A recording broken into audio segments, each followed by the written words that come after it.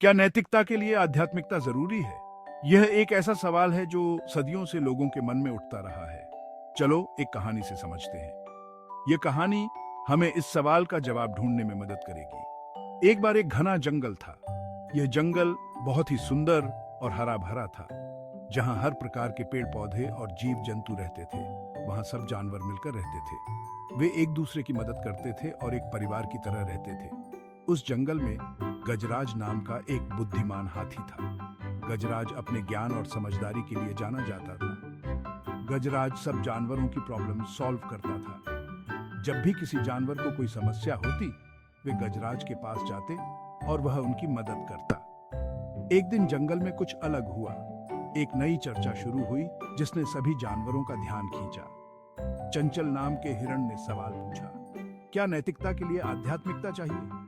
ये सवाल सुनकर सभी जानवर चौंक गए। सब जानवर गजराज को देखने लगे। वे जानना चाहते थे कि गजराज इस सवाल का क्या जवाब देगा। गजराज ने मुस्कुराते हुए कहा, चंचल, ये बहुत इंपॉर्टेंट सवाल है, चलो समझते हैं। गजराज ने सब जानवरों को इकट्ठा करके कहानी सुनानी शुरू की। उसने कहा, बहुत पहले हमारे जंगल में एक शेर राजा था। गजराज ने सब जानवरों को इकट्ठा करके कहानी सुनानी शुरू की। उसने कहा, बहुत पहले हमारे जंगल में एक शेर राजा था। वो बहुत धार्मिक और आध्यात्मिक था।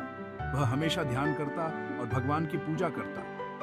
वो बहुत धार्मिक और आध्यात्मिक था। वह हमेशा ध्यान करता और भगवान की पूजा करता। लेकिन एक दिन उसकी जगह एक नया शेर आया जिसे आध्यात्मिकता में यकीन नहीं था।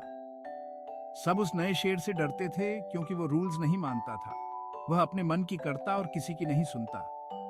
लेकिन धीरे धीरे उसे समझ आया कि बिना नैतिकता के कोई राजा नहीं बन सकता। उसे एहसास हुआ कि नैतिकता के बिना जंगल में शांति और व्यवस्था नहीं हो सकती। उसने बिना आध्यात्मिकता के भी नैतिकता को अपनाया और जंगल की देखभाल की।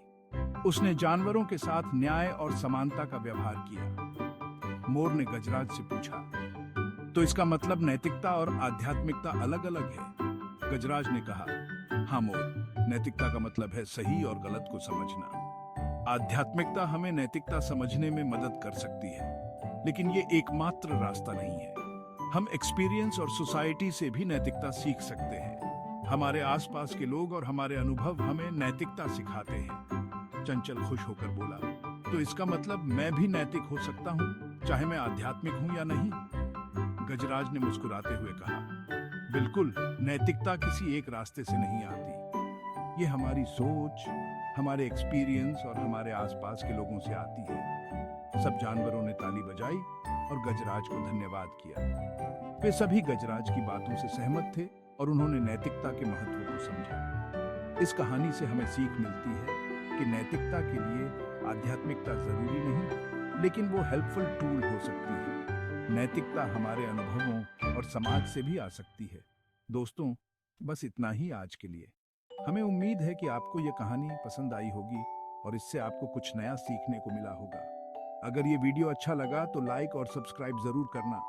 आपके समर्थन से हमें और भी अच्छी कहानियां लाने की प्रेरणा मिलती है।